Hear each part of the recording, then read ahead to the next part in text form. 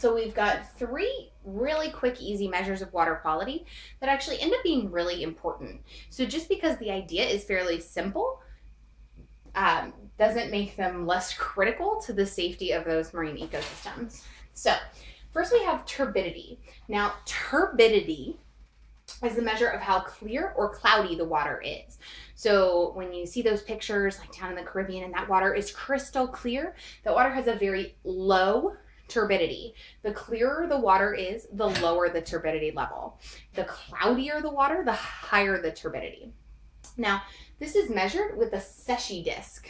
So Secchi discs is it's a big white and black disc. So it looks kind of like a checkerboard pattern on it. And then it's got a rope. Now that rope you're going to extend into the water.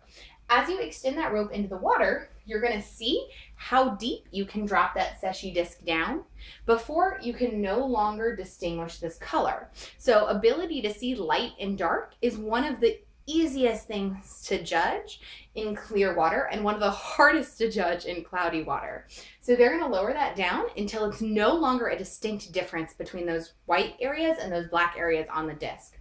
And then they're going to look at how deep that was. So they'll put a mark on the rope, say every 5 meters in some water, every half meter in some, but they're going to see how far down that rope can extend before they lose clarity on that Secchi disc, and that's how they're going to judge its turbidity.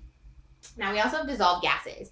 So we've gone over dissolved gases before, so I just want to touch on it again. So more dissolved gas, like oxygen, which is crucial for our marine ecosystems, particularly for our marine animals, is going to increase. We're going to have more dissolved gas in colder water than in warmer water, and then in deeper water than in shallower water. So the colder water, you see less movement in our water molecules, so they're actually going to be able to trap those gases a little better. And in our deeper water, we have much more pressure. They've got a lot more pressure to help trap those gases down. All right, and salinity is going to be the last one on this video. So salinity is a measure of how salty the water is. So I'm looking at how salty the water is overall. So you've got a kind of a scale here. So fresh water obviously has very, very, very low salinity, ideally. So we don't want our fresh water, we don't want those freshwater lakes and rivers and streams to have a lot of salinity. Otherwise, it's going to be really harmful to the animals and plants that live there because they're not used to a salty water. Then you have brackish, which is where fresh and salt water are actually going to meet and intermix. So that's going to have a higher salinity than fresh water. And then salt water, obviously, is pretty salty, and that's going to have a higher salinity than brackish water.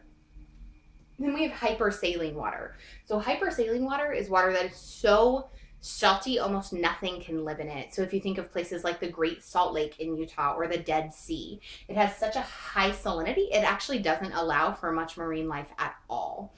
So this is what we're trying to avoid our saltwater ecosystems and our brackish water ecosystems becoming. Those that are already hypersaline, they're already part of the ecosystem. There are already organisms small, typically microorganisms, adapted to live and thrive there, and they can serve an important purpose. For instance, most lesser flamingo breeding grounds are actually in hypersaline water. But we want to maintain the natural salinity of our marine ecosystems.